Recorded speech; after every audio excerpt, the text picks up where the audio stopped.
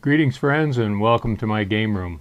I'm David McCord. I am a game collector, game designer, game player, and just all around game guy. And what I'd like to do for you today is share a little game that is called Achi.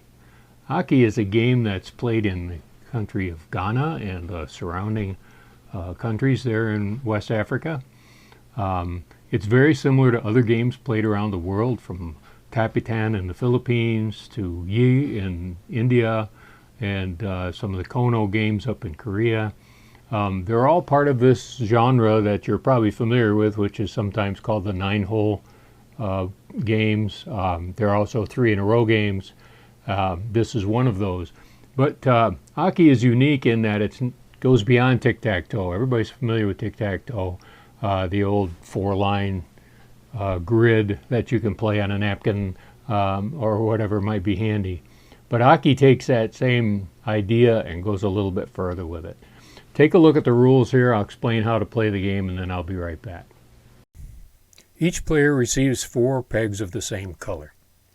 The game begins with a placement phase, sometimes called the drop phase, as the pegs are dropped into position on the board. The first player is chosen randomly, but traditionally the loser of the previous game goes first. Players alternate their turns, placing all 4 of their pegs, 1 per turn. If a row of 3 pegs of any one color is formed during this phase, that player wins the game. As anyone knows who's played tic-tac-toe, a pair of experienced players will end in a draw every time. Neither player will win. Playing the last white peg in this case is unnecessary. But Achi adds a second phase, the move phase. Each peg can be moved 1 position per turn following the lines on the board. Only 1 piece can be moved per turn. In this example, the placement of the last peg does become significant, and if it's misplaced, black wins 3 in a row. There is still a degree of predictability. If the players start to repeat a series of back and forth moves, they can agree that the game is a draw. There's an additional variation if the players agree to it before they play. It's the jump phase. In the jump phase, a peg can jump over an adjacent peg into the vacant position beyond it. The jumped pieces can belong to either player and are not removed from the board. Again, as the game plays out, when a player finally achieves 3 in a row, they win.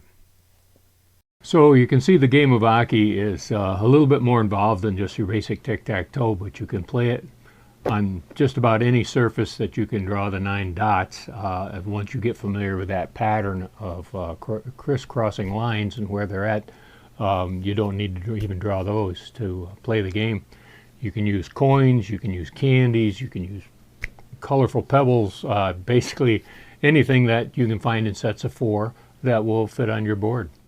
This is Achi, that is published by NewVenture Games and distributed by Red Hen Toys, and you can buy this now online. I'd like to thank our backers for the Kickstarter campaign that actually brought this to fruition.